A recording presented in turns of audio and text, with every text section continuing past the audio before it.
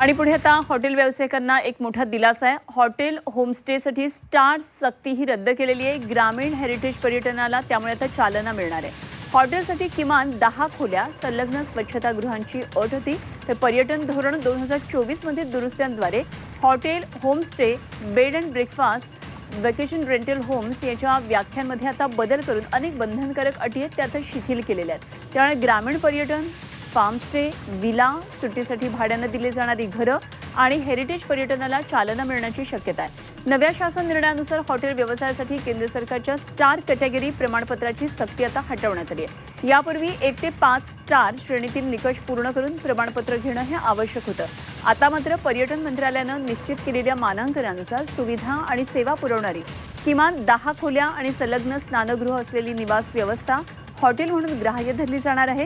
आणि त्यामुळे लहान आणि मध्यम हॉटेल व्यावसायिकांना 3 जून रोजी पर्यटन विभागाने घेतलेल्या निर्णयानं एक मोठा दिलासा मिळाला।